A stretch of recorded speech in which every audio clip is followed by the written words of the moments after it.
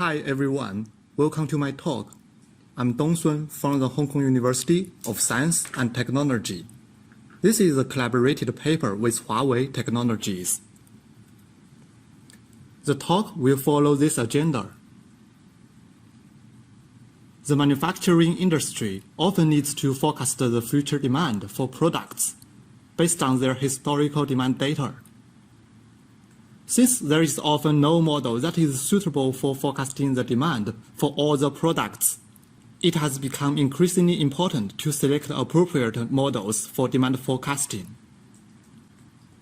Selecting an appropriate demand forecasting model is important, which can not only optimize the allocation of production resources, but also reduce order delay and the overstock of products.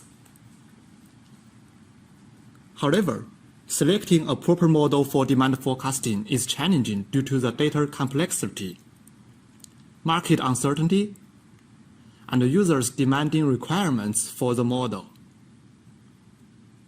Previous studies on the selection of forecasting models can be divided into three categories: parameter tuning, feature selection for modeling, and the comparison of different types of models.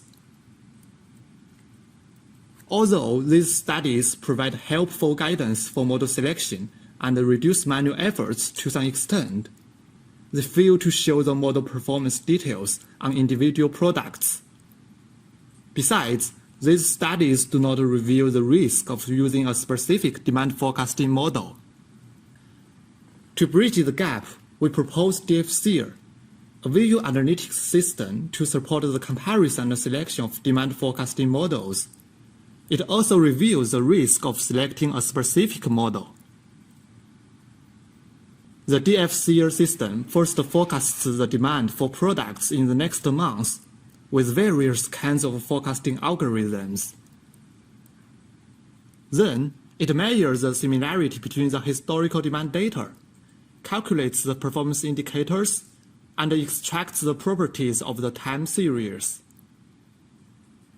The demand data and the information generated by the data processing module are then sent to the visualization module. Based on an interview study with domain experts, we distilled the following 5 design requirements. The dataset used in this work consists of the monthly demand for 1,096 products from January 2015 to November 2018. 25 machine learning models are employed to forecast the product demand. 3 performance indicators are considered in our study: the accuracy of the forecast, the variance of the forecast accuracy in recent months, and the number of products to which a demand forecasting model is applicable. The visualization system consists of 5 components: an overview, a similarity view, a product view, a detail view, and a risk identification view. The overview enables users to interactively rank the demand forecasting models. It also presents the summarized performance indicators of models on the products selected by the user. The similarity view encodes the similarity between time series with the distance between the points in a scatter plot. The user is allowed to select a cluster of products with similar historical demand for further analysis. The product view shows the detailed model performance on individual products selected by the user. For the products to be forecasted, a bar chart displays the forecasted values of the top K models. For the products forecasted before, a well-crafted glyph design presents the performance of the forecasts by different models. The glyph design encodes the most accurate K models by different sectors.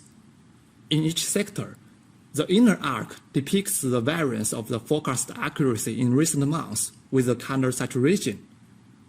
while the outer arc represents the accuracy of the forecast by the radius. A violin plot shows the accuracy distribution of other models. A bar chart-based glyph design is also provided to facilitate the comparison of models. In addition, two alternative designs are considered in our study, including a matrix view-based glyph design and a star plot-based glyph design. When the user clicks a product in the product view, the detail view will display the forecast accuracy of the top K models on this product in the past months. Additionally, a multi-line chart exhibits the actual and forecasted demand for the user-specified product. The risk identification view presents the historical demand data and their properties, such as the Chen, seasonality, autocorrelation, and stationarity. The performance differences of the top K models on the products with similar historical demand are also shown. We evaluate DFSeer with 2 case studies and interviews with 4 domain experts from a manufacturing company. We use a video demo to illustrate case study 1. A user selected an obvious cluster in the Similarity view to seek suitable demand forecasting models for the selected products. He increased the weight of accuracy and applicability and found MyIRMA-X ranked first in the model list. Meanwhile, the circular glyphs in the product view indicated that MyIRMA-X consistently ranked as one of the top 5 models. He then quickly clicked the similar products for more details. The detail view showed that the forecast by MyIRMA-X was closer to the real demand. Besides, the risk identification view indicated that MyIRMA-X provided a more accurate forecast for most of the similar products. Thus, the user decided to select MyIRMA-X and had confidence using the model. However, he also found that the demand for 3 products forecasted by MyIRMA-X exceeded a predefined threshold. He then selected item 1757 for further analysis. By exploring the same type of products in the detail view, the user found they usually had a small demand value, but only item 1757 gained a significantly high demand forecasting value by MyIRMA-X. By checking the historical demand of item 1757, he found MyIRMA-X achieved a much better forecast accuracy in July due to its excellent sensitivity in learning an abrupt demand increase. But it overrated this trend in August.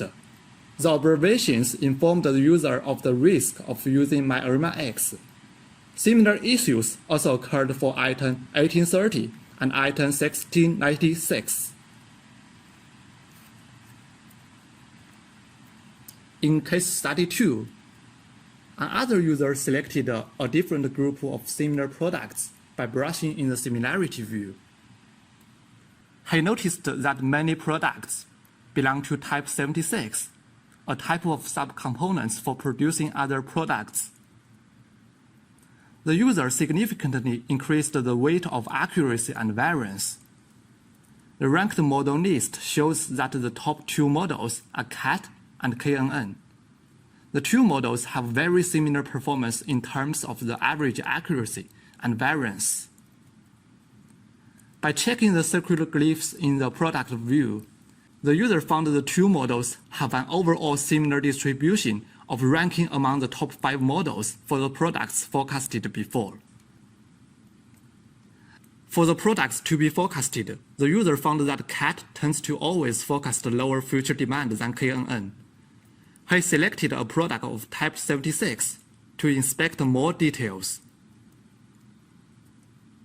The detail view shows that CAT and KNN have very similar demand forecasting accuracy around the time. Meanwhile, The risk identification view indicates that the two models have a close trend of the forecast accuracy for the similar products.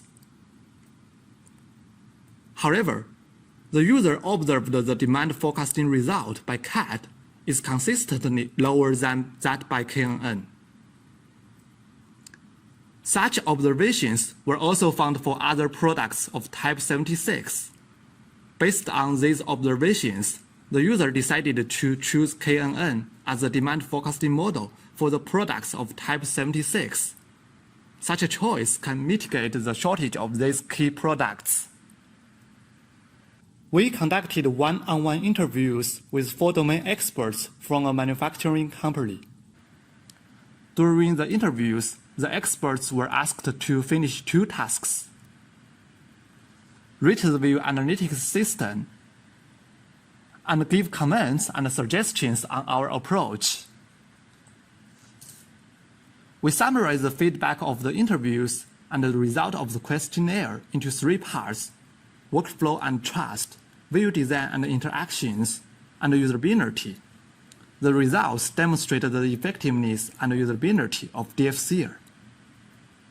In summary, our contributions can be divided into 3 parts. First, we propose a new workflow to support demand forecasting model selection. Second, we implement a view analytics system to enable users to compare and select demand forecasting models. Third, we conduct detailed evaluations of the visualization system. In future work, we plan to include more time series forecasting algorithms. Besides, we would like to consider the relationship between different types of products when computing the distance between the historical demand data. We also want to enable users to filter products by type. Finally, we intend to provide other advanced approaches to compute the distance between time series. Thanks for your listening.